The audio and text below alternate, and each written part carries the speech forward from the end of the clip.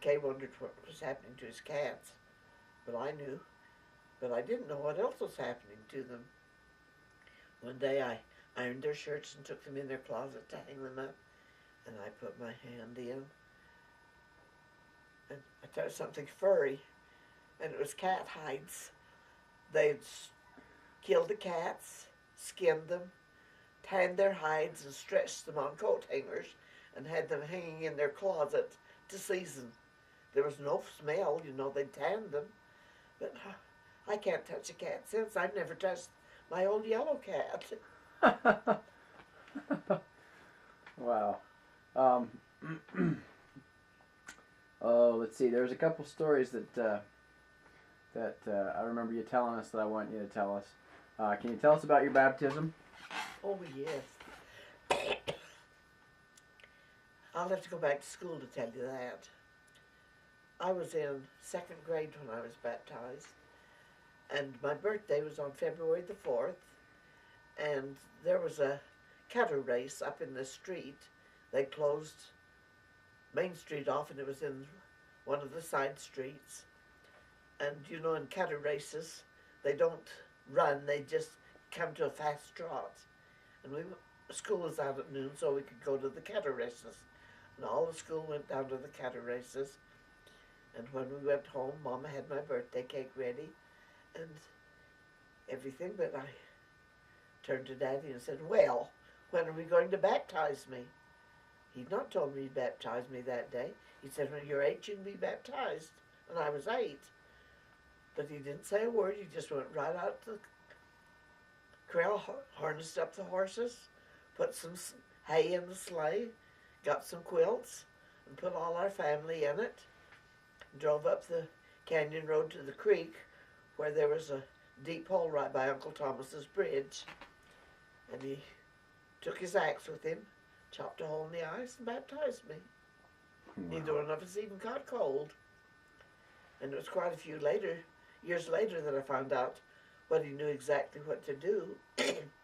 Daddy had been coming down from the hills with a load of logs on his truck for wood, for winter.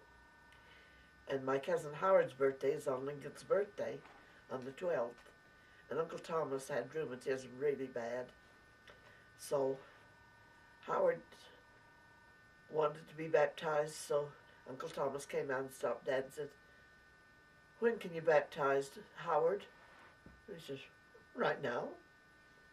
So Howard came out, and they went down in the creek, and Daddy baptized him, climbed back on the load of logs, and took it home. He was a tough old bird, too. He was the best dad in the world. Excuse me. I remember you telling us, or telling me at least, a story when you were going to get a kiss on your porch, and either you or the boy, stepped on the dog's tail or something like that. You remember what story I'm talking about? I'm not sure I remember. It's something about probably your first kiss, I think, up there. Oh, yes. Can you tell that story? It was the week before I was 17. And I was a senior in high school. And we'd had a party over to Leon's. We all just went to it. Nobody had partners. The folks just didn't encourage us to date. We could all be a big group and have fun together. And the boys could walk us home if they wanted to after, but that was all that was encouraged. And my friend Weldon walked me home, and he walked up on the porch, and the lights were on, but nobody was up, I could tell. And he started talking to me, and he reached out and put his arms around my waist, and I kind of moved a little bit, and he stepped on the dog's paw, and the dog barked. He was right startled, but he did kiss me before he went home. But a few weeks later, another boy took me home, and he tried the same tactics, and I moved away, and he says, don't you ever indulge? And I said, no. Never? No. Good night. So, I'm an ornery puss. I always have been. And Diane told me to make sure to ask you about when Grandpa was in the bishopric, about sustaining. Oh. Dee was put in the bishopric on February 2nd, 1947. And his birthday, let's see, he would have been 28 then. And his birthday was just a week later. And a week later, on the 9th, they set him apart. Joseph Fielding Smith set him apart as a high priest. And that was quite wonderful. But that was a busy bishopric. Oral Christensen had lots of ideas. Vern Holman and Dee Howson were young and ambitious and wanting to go and do things. And so Dee even performed a marriage. He married Ray Smith, and his wife just died last week. But the bishop was out of town, and he'd left instructions for Dee to do it. But he was taking charge one day, and he had to put some names up for sustaining vote. And he said, all in favor, raise your right hand. All opposed, raise your left. And we laughed about that so many times. What did the congregation do? They laughed. Oh, that's funny.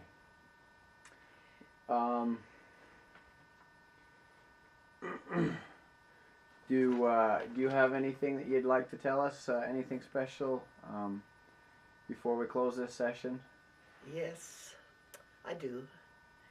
I think family and friends and the church are really important, and I'm a ball baby. I cry if I'm happy or if I'm sad. But I surely count my blessings.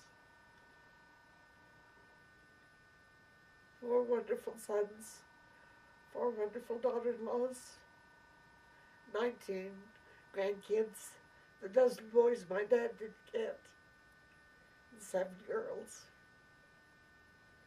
and 21 great-grandchildren, and another one coming. I had 142 first cousins, and I knew and loved every one of them. There are only 12 out of the 53 ward cousins left, and we call each other quite regularly.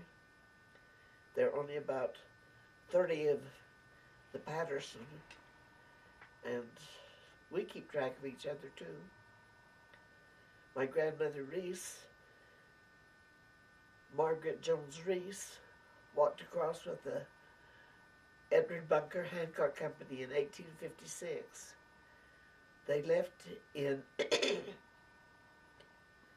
August. They said it was too late, but one of the apostles was there, and he said to Edward M. Bunker, David found this in his journal, David Bunker, his grandson, that the apostle told him if he would take certain precautions, that they would make it safely. And it took them only 65 days to walk across the plains. Grandma was in her 40s. George was 15. Our grandmother, Anne, was 13. And Lottook was 11. And they made it before the Willies and Martin Hancock Company that year. So they didn't have any trouble. Just the usual pains of walking that 1,300 miles. I believe they said it was 65 days it took them. That's pushing it. Yeah, I was trying to do the math. No, it was more than 65. That said they were ahead of the wagons that were following them with supplies in. They really hurried. But all my ancestors were pioneers. Wow. And all but Grandma Jensen are buried up in Bear Lake. Oh, Dorothy Dory Bowman is buried in Salt Lake by her son Robert. She was 68 when she joined the church, and Grandpa saw her baptized before Edward McGregor Patterson saw her baptized before he left England with his Uncle John to come to America. He was 18. He was 28 when he married Grandma Mary, and 15 years later, he married my grandma, Sarah. This is their picture behind me, with the grandpa and the two wives. And the one in the round picture is my grandpa Warren, my dad's father, the oval one up on top. So, now you know. But not only that, and Viola was my teacher in first and second grade. Audrey Monson was my teacher in third grade. Or no, Maud Dunford was in third grade, and Audrey was in fourth. Aunt Vanna Dunford was in fifth and sixth, and Rayo Dunford was in seventh. And in seventh, he thought I would get bored with school, so he talked Daddy into letting me go over to Paris and take the 8th grade exam with the 8th grade. And I took it, and I always could take tests well. So I got 6th in the county, and he sent me to high school the next year. But that wasn't a very happy experience. If you're going to double promote your kids, do it when they're little. Because I had to leave all my good friends, no school, she should think she's smart, you know. It took me a while to kind of feel like I was accepted. But I never did try for A's after that for a long time. I wanted to learn it, and I knew it, but I'd miss questions on purpose sometimes because I didn't want to have that thrown at me again. Wow. Well, thank you, Grandma. We appreciate it, and if anybody has any other questions, we'll make another tape.